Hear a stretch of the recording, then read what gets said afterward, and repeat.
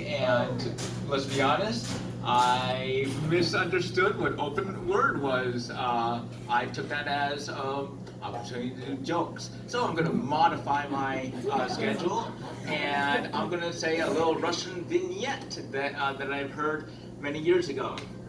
Alrighty. Well, it's not a joke. A vignette's good enough to a poem, I guess. Well, in the Soviet Union, where I was born, you learn after you die there's two hells. One is for those capitalist individuals that don't do what they need to do, and one is for those communist individuals that don't do what they need to do. So you go down to hell, and you talk to the devil, and you actually get a choice. Well, the Soviet hell says, well, my hell's pretty good, but I want you to listen to the capitalist devil first. And the capitalist devil says, why, thank you very much. It's quite simply as enjoyable as you can imagine. For only 8 hours a day, you boil in a vat of oil, and then the rest of the day, you can go home to your solitary self for until the next day goes around. A pretty fun had by all, given the circumstances, and then you'll be like, hey, that sounds pretty good. 16 hours solitude and 8 hours of torture. All right, no, let's listen to the Soviet devil and see what he has to offer. Hey, I have the hell for you. For only 12 hours a day, you will boil and get tortured. But here's the joy of a Soviet hell. Well, if we have the supplies, since let's be honest, sometimes we don't have the oil, so we have to sit around waiting for the oil to come. Or maybe we have the oil, but sometimes we don't have the vat to boil yet. Well, we have to sit around waiting for the vat. Heck, well, hell. Maybe you don't have a way of creating a fire, so you're sitting in oil in your vat, waiting to be boiled for about 12 hours a day, and you're like, man, this ain't so bad. No, somebody forgot the kindling. All right, this ain't so bad. And the rare occasions when you have the oil, the fire, and the vat, you have a great communist meeting talking about how successful hell really is. So that's just one story. How am I doing on time? You're good. You just keep moving. All right, excellent. Now, about this Kmart. No, word on the street is they just closed, what, a couple of weeks ago, maybe a month ago? And I'm like, are you kidding me? Are you kidding me? They've really been around this long? Their prices are twice the amount of the next competitor. In addition, when I went there just once, just to see what their going out of business sale was, I did a few price checking, and I'm like, huh, interesting. A pair of shoes, one that, a pair that you're supposed to be walking on for about 10 to 14 hours a day, depends on how much you work or how much you're on your feet. Those shoes at Kmart with their clearance sales are about $2. Not bad, maybe they'll last the weekend, but you go down their food and their cereal aisle, and what are their prices? $4 for a box of Cheerios. I'm like, are you kidding me?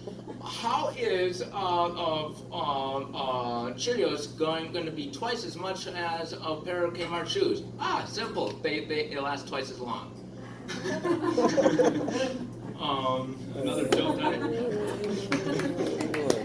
Another joke that I had planned is, think. Oh, I'm gonna curve that one. All right, now a lot of people say, now you have a slight accent, and you're, it sounds like you're from out of town. Where were you born? Well, my accent's not quite from where I was born, because I was born around the block. Oh, what block? The Eastern Block.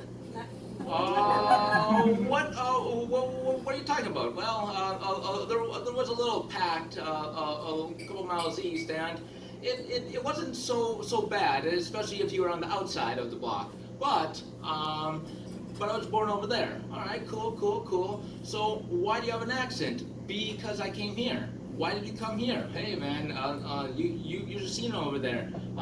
If you were born before the down of communism, odds are you were going to miss your teeth very quickly. So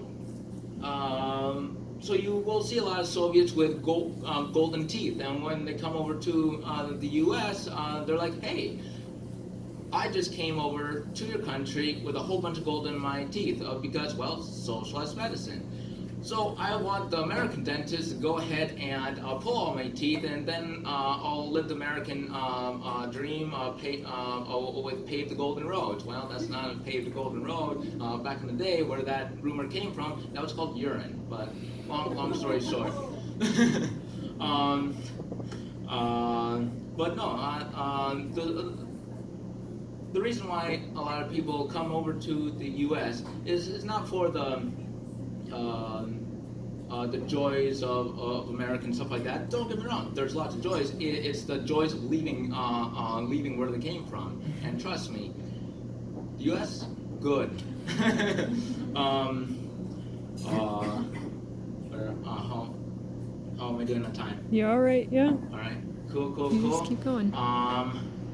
Another Soviet joke is once Joseph Stalin Joseph Stalin was drowning in a river, and well, someone came over and saved his life, and Joseph Stalin said, "Hey, thank you very much. I can make you a hero of the Soviet Union and make everyone know your name." And the guy said, "Hey, just promise me one thing. Don't tell anybody I've ever saved you, since let's be honest, you're not my favorite." No. Think. Yes. The reason why I'm wearing this shirt is I'm very new, and yes, I'm a potato. If you can tell, a potato around the clock. So therefore, if I just do a couple dials on my back, I'll know what time it is, right? Joke. All right. No. One thing great about Duluth is we have a really lots of numerous trails, from Munger Trail to Hartley Trail and stuff like that. Actually, Harbor City and Edison. No.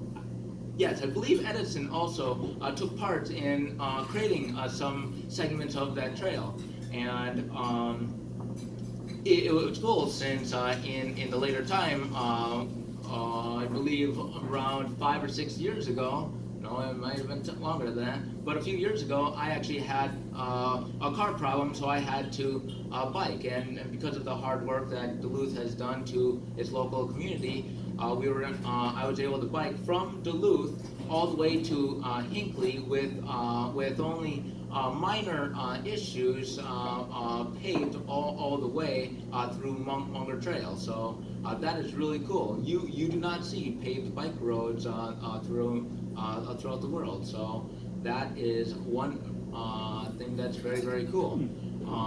However, one thing that's not cool is the fact that we have lots of paved trails, but not a lot of paved roads.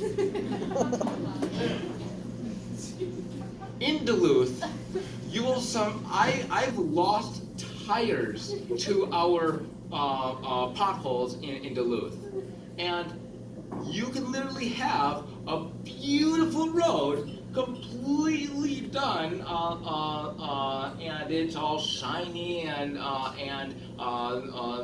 the concrete is still moist.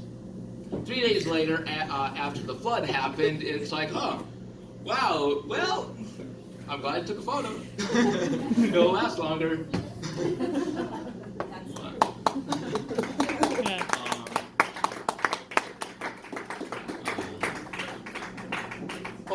Yeah, all right. Well, that is all for my first time, so thank you very much, and see you later, I hope.